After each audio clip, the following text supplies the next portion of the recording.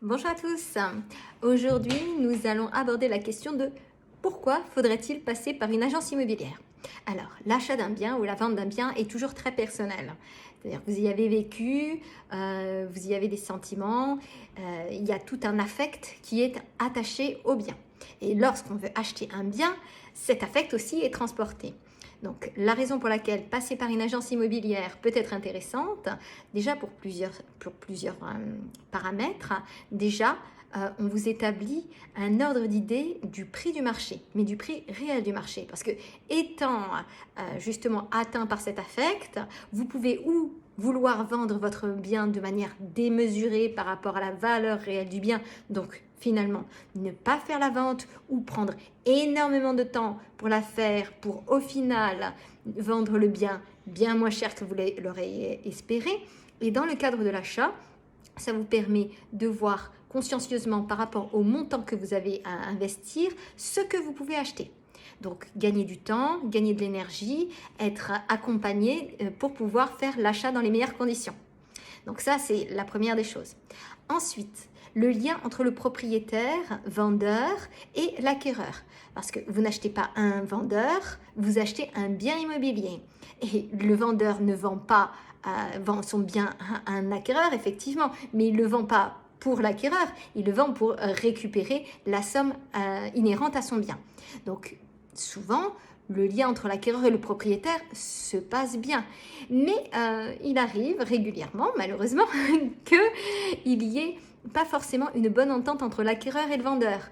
Et l'agent immobilier permettra quand même, malgré tout, de pouvoir permettre à la vente d'aller jusqu'au terme. Parce que pourquoi il peut y avoir des dissensions? Parce qu'il y a des sommes d'argent qui sont quand même non négligeables. L'agent immobilier peut vous permettre de gagner de l'argent, que ce soit du côté du vendeur ou que ce soit du côté de l'acquéreur. Du côté du vendeur, parce que par rapport à son estimation, il va pouvoir peut-être vous permettre de définir une marge de négociation en amont, tout en sachant qu'il y a possibilité de négocier et qu'il connaît vos demandes. Et quant à l'acquéreur, la possibilité justement de négocier un prix qui peut-être n'aurait pas pu être négocié sans l'intermédiaire de l'agence.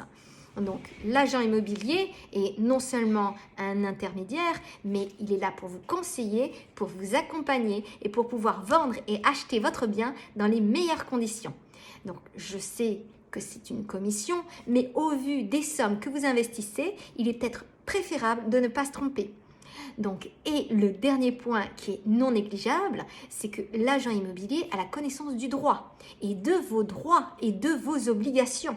Donc, quand on s'aventure dans cette aventure, c'est le cas de le dire, et qu'on va dans la perspective de signer un compromis de vente et ensuite un acte définitif qui vous engage sur des montants très importants, il est préférable de savoir ce qu'on peut faire et ce qu'on ne peut pas faire et dans quelles conditions on peut signer ce contrat. Donc bien entendu, il y a aussi un notaire qui accompagne l'acquéreur et le vendeur, mais l'agent immobilier est présent tout au long du processus, ce qui n'est pas forcément le cas du notaire, qui a lui comme tâche d'effectuer les acte compromis de vente si l'agence ne le fait pas et l'acte authentique. Donc bien sûr, l'agence, ça, elle ne le fera pas parce que c'est l'activité principale du notaire. Donc j'espère que je vous ai éclairé sur les raisons pour lesquelles il est intéressant de passer par une agence immobilière. Donc merci et à très bientôt pour une prochaine vidéo. Au revoir.